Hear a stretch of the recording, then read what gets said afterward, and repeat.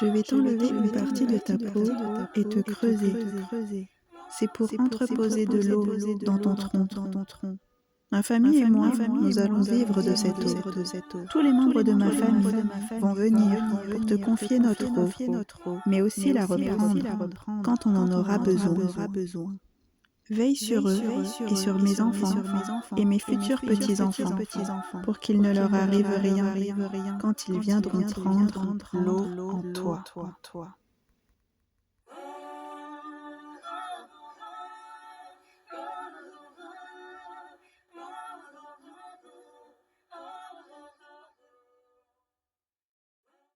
Telles sont les paroles rituelles du creuseur de baobab.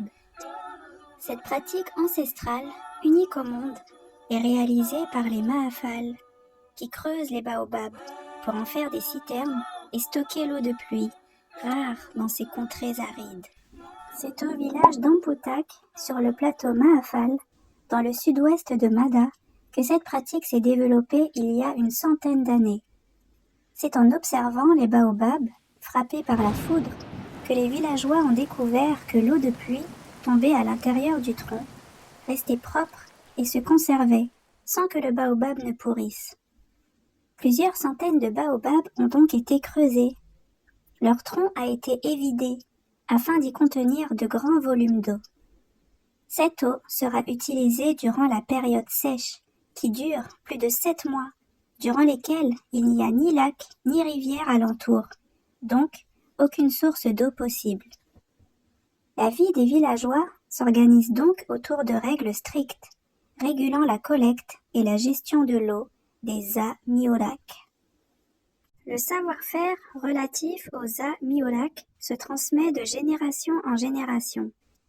Avant tout, le rituel de demande de protection et de bénédiction avant de creuser.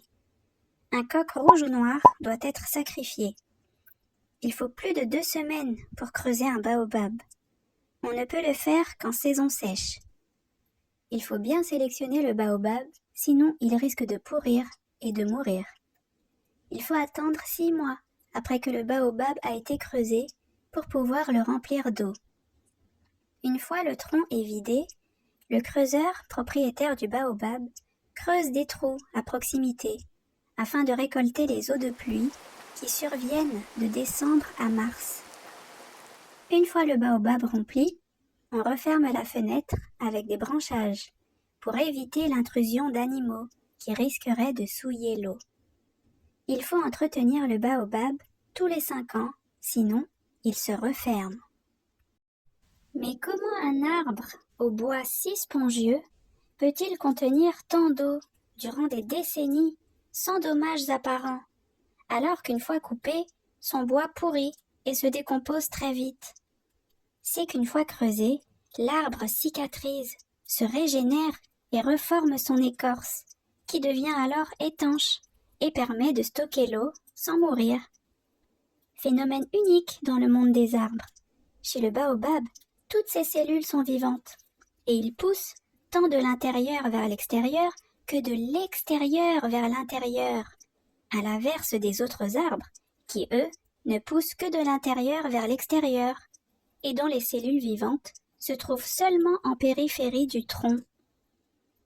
Il aura fallu 1 siècle aux scientifiques pour comprendre ce phénomène que nos ancêtres leur ont décrit et qu'ils observaient déjà. Ode à notre sagesse ancestrale, ode à l'ingéniosité de nos ancêtres et de nos populations qui perpétuent un mode de vie traditionnel en lien étroit avec le vivant. Certains parlent d'écologie, certains analysent l'écologie, certains théorisent sur l'écologie, et d'autres vivent et incarnent l'écologie. Les Mahafal sont l'écologie.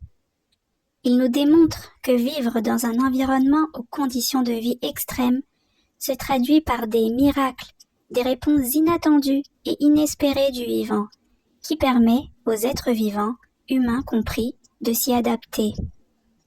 La relation qui lie les Mahafal au baobab est une relation vivante et respectueuse qui nous apprend énormément sur notre capacité à survivre au milieu du chaos.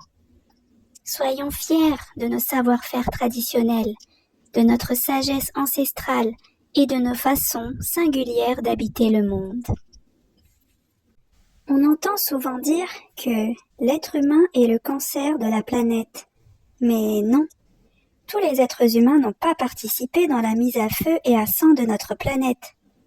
Des êtres humains qu'on qualifie souvent de pauvres, d'ignorants, de miséreux ou d'arriérés ont su vivre en bonne intelligence avec leur environnement. Et à l'heure des bouleversements climatiques qui s'annoncent, ils se révèlent des phares, des puits de sagesse, de ressources et de connaissances pour faire face à la tempête et rester debout. La clé de survie de l'humanité demeure certainement entre leurs mains. Si cette vidéo t'a plu, n'hésite pas à liker, t'abonner et partager. Décolonisons nos mémoires, nos corps et nos esprits et redevenons nous-mêmes. À bientôt!